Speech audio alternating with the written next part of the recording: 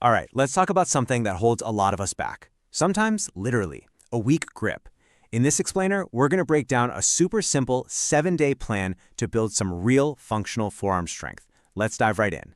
You know the feeling, right? You're in the middle of a great set, you're carrying in all the groceries in one trip, or you're just trying to open that stubborn jar of pickles, and your hands just quit.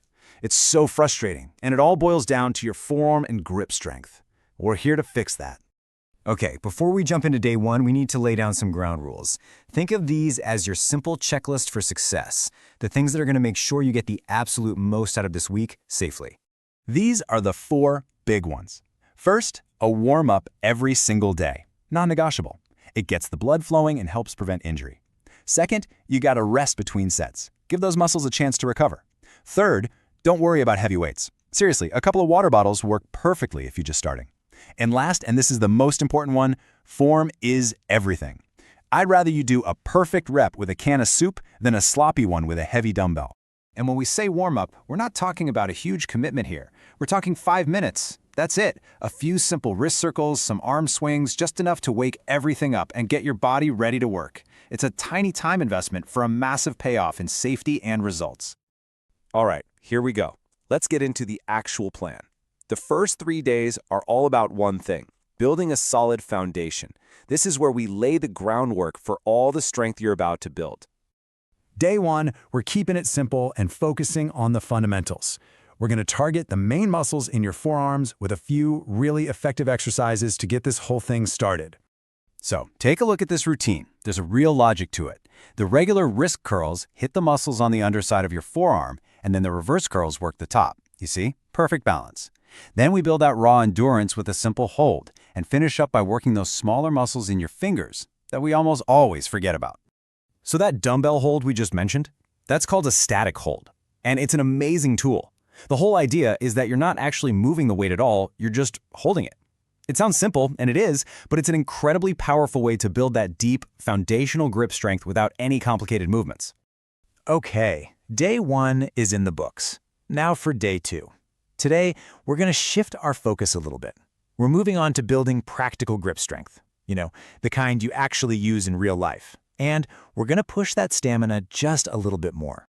I love this workout because it's so functional. The towel grip hold, wrapping a towel around your weight makes it thicker and way harder to hold on to, which is awesome for your grip.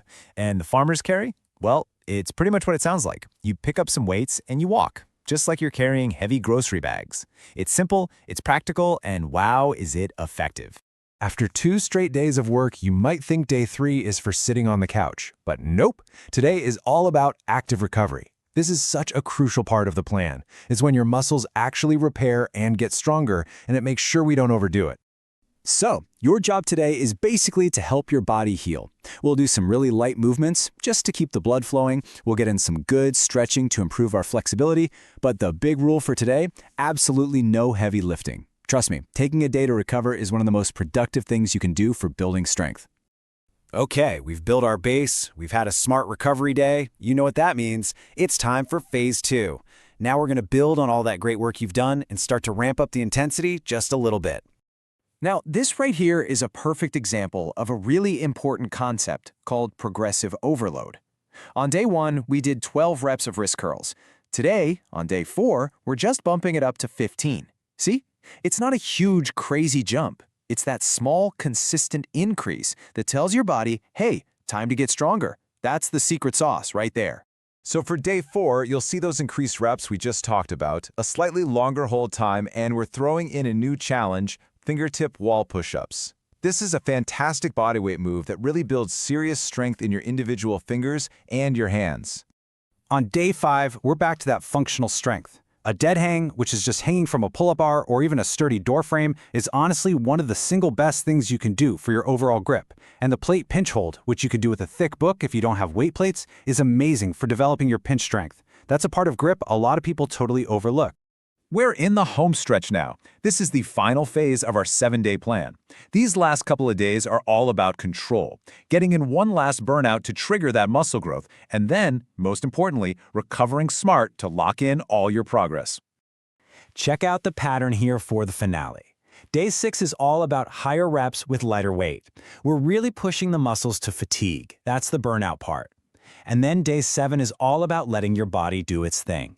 Deep stretching, maybe a warm soak, but zero resistance training. We finish the week strong by letting our muscles rebuild even stronger than before.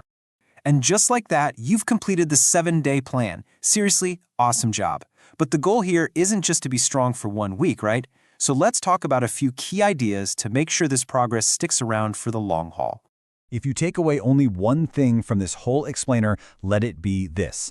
The real key to building strong forearms isn't about trying to lift the heaviest thing you can find. It's about consistency.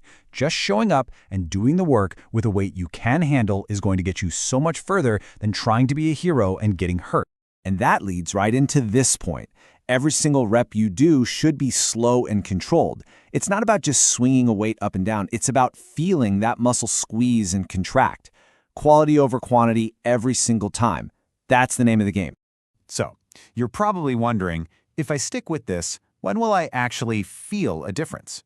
Well, the great news is you don't have to wait months. With consistent effort, you can expect to feel a real, noticeable improvement in your strength in just 2 to 3 weeks. How's that for motivation? And hey, here's one last pro tip for you.